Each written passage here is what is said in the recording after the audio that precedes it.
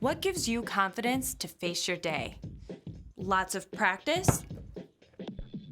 A good night's sleep? Oh, one of Dad's famous breakfasts. A sunshiny day? Brand new shoes? All of these things are great, and they can sure give you a lift. But what happens when you twist your ankle, can't sleep, the pancakes burn, the storm clouds gather, and you get mud on those new kicks? Suddenly, you don't feel so up anymore. It's tough to face your day. You feel downright deflated. But there's a kind of confidence that can't be washed away in a rainstorm. Because what God sees when He looks at you never changes. In God's eyes, you are chosen, accepted, valuable, created for a purpose, loved beyond your wildest imagination. And when you learn to see yourself the way God does, you can face anything. Because God's view of you will never change to the end of time and beyond. When you have confidence to get in the mix, others can see God at work in you. That's why confidence is an amazing way to worship God with your life. Because worship is about more than just singing loud. It's all about living loud. Mic check. 1, 2, 1, 2. Are y'all ready? Yeah. Are y'all ready? Yeah. Y'all ready? Yeah. Press play!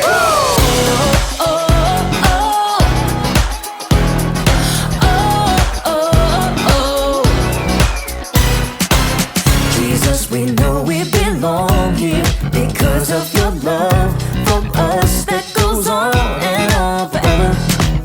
Jesus, we know you are with us wherever we go. You're there, we'll always be together. So sing along with me for all the joy He brings. It's going down. Get in the mix. We're not stopping. Get in the The mix. party's hopping. Get in the mix. Everybody say it's time to press play. Get in the The mix. beat is dropping. Get in the mix. Feet are stomping. Get in the mix. Everybody say it's time to press play. Oh, oh, oh. Press play. Press play. Jesus, we know we belong here because of your love for us that goes on and on forever. Jesus, we know you are with us wherever we go.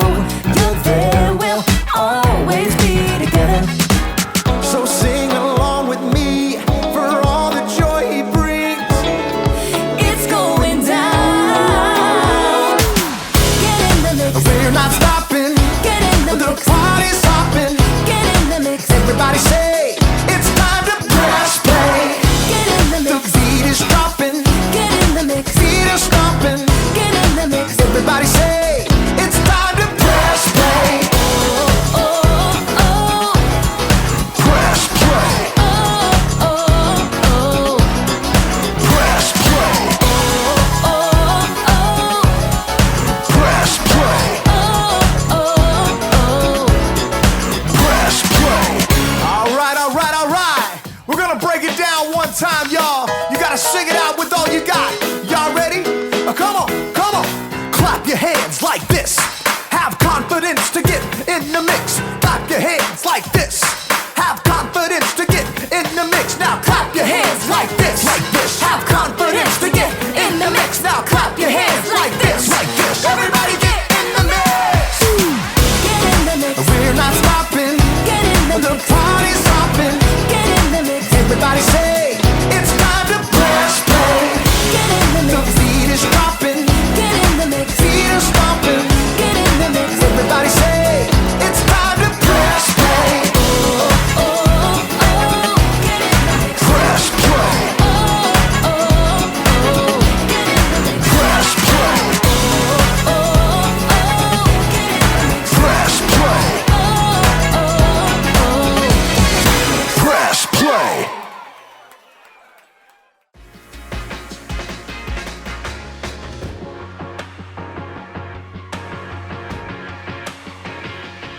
What's up, everybody? It's me, Graham. How do you like my smolder? I'm smoldering because in my line of work, you've got to have confidence.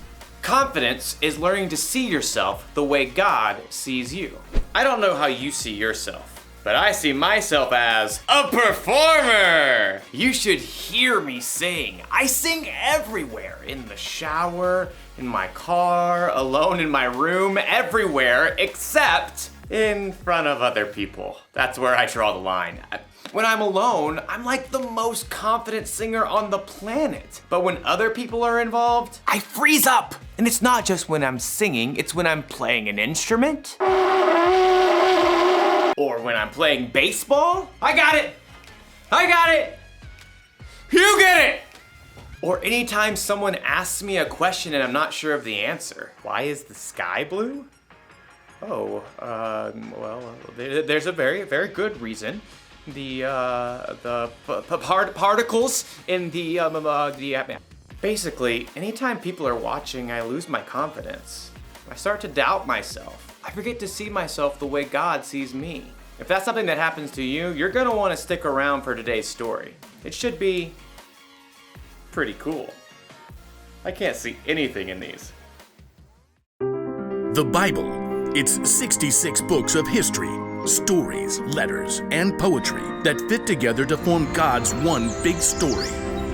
The epic adventure of how He created us and loves us so much that He made a way to rescue us. As we travel through the Bible, from Genesis to Revelation, we discover people who met God and found their lives changed forever.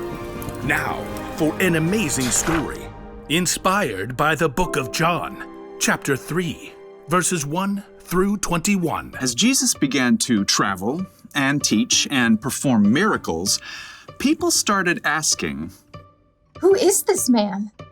One of these people was a man named Nicodemus. He had been born a Jew. Well, yes, we are God's chosen people. Not only that, but Nicodemus was also a Pharisee, an important religious leader, and he was a member of the Sanhedrin, which was the Jewish high court. After careful consideration, I find that you have disobeyed God's law. And to top it off, Nicodemus was one of the leading teachers of Old Testament scriptures.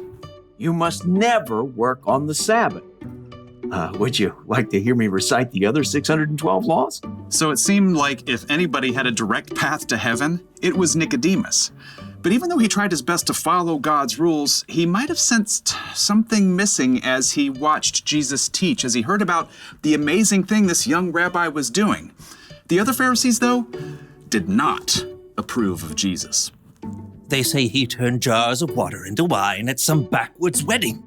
Peculiar. I also heard he makes sick people well, just like that. That's less disturbing than driving all the money changers and sellers out of the temple with a whip. Did you hear about that? Nicodemus didn't know what to think. All of these signs, Jesus couldn't do things like this if he weren't from God, right? Nicodemus was so curious he decided to talk to Jesus himself, but he didn't want the other religious leaders to know what he was doing, so he snuck out in the middle of the night to find Jesus. Rabbi, we know that you are a teacher who has come from God. No one could perform the signs you are doing if God were not with him.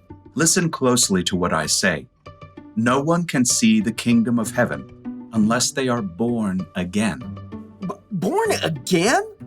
How can someone be born another time when they're already old? Nicodemus was trying to imagine what on earth Jesus was trying to say. I mean, Nicodemus had already been born once as a Jew. Didn't that mean he would get into heaven? Surely you can't mean someone would have to go back inside their mother. Pay attention. You should not be surprised at my saying, you must be born again. Nicodemus's mind raced. Jesus was saying that simply being a Jew wasn't enough, that following the rules couldn't get him to heaven. There was a new way. How can this be? You are Israel's teacher. Don't you understand these things? No one has ever gone into heaven except the one who came from heaven. He is the Son of Man. Everyone who believes may have eternal life in him. Years later, Jesus' friend John helped to make it clear as he wrote down this amazing conversation between Nicodemus and Jesus. God loved the world so much that he gave his one and only Son. Anyone who believes in him will not die, but will have eternal life. Okay, there is so much great stuff in this one short verse. I think we better break it down. Let's start right here with God loved.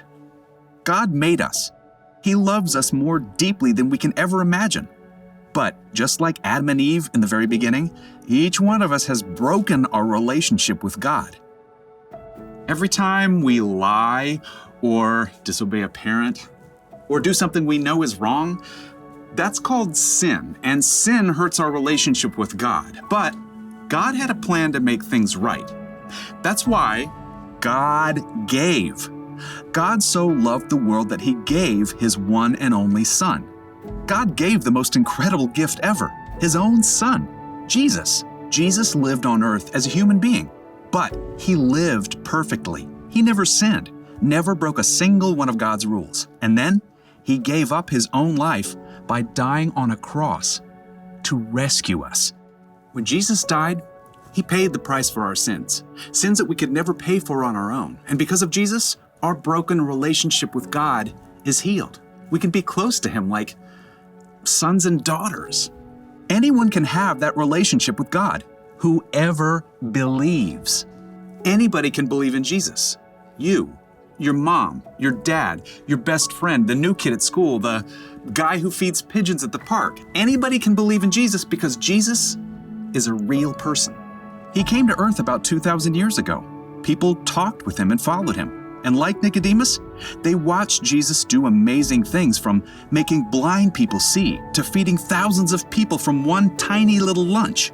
And people saw him nailed to a cross until he died. But here's the amazing part. Jesus came back to life, and hundreds of people saw that too. Jesus is alive right now. He's living with God in heaven. And we can live with God forever too. God so loved the world that he gave his one and only Son. Anyone who believes in him will not die, but will have eternal life. That's the key. You can have a relationship with God, not just now, but for always. When you believe in Jesus and that he died to pay a price for your sins that you could never pay, God gives life forever with him. And just like Nicodemus discovered, you can't earn this forever life by doing all good things or following all the rules. It's a gift from the creator of the universe who loves you no matter what. Now remember Jesus' friend John who wrote all this down? He adds another thought. God did not send his Son into the world to judge the world. He sent his Son to save the world through him. Amazing, isn't it? I mean, when you follow Jesus and put your trust in him, you can have confidence in knowing that you're part of this amazing, never-ending story that God is telling. And you'll be able to share that story yourself as you grow in loving God and loving others. Here's what I know. There are times in our lives when we lose confidence. Maybe it's because we're afraid we'll mess up. Or maybe we don't think we're good enough, or strong enough, or smart enough. But here's another thing I know. If you're a good singer, or if you're not. If you can catch a baseball, or if you can't. If you know the answers to all the questions, or if you don't. God loves you. I don't know how you see yourself, but when God sees you, he sees someone he created, someone who is loved, someone who matters. How much does God love you? It's like what John wrote. God so loved the world that he gave his one and only Son. Anyone who believes in him will not die, but have eternal life. God loved you so much that he gave his Son Jesus. And whoever believes in Jesus will have a relationship with God forever. That's where my confidence comes from. No matter what I'm going through, I know that God loves me. And now you know too. That's the one thing to remember today. You can be confident because God loves you. So maybe now I can have the confidence to perform in front of other people. I mean, What's the worst that could happen, right? Row, row, row your boat gently down the stream. Yep, God still loves me. And that's pretty cool. I'll see you next time.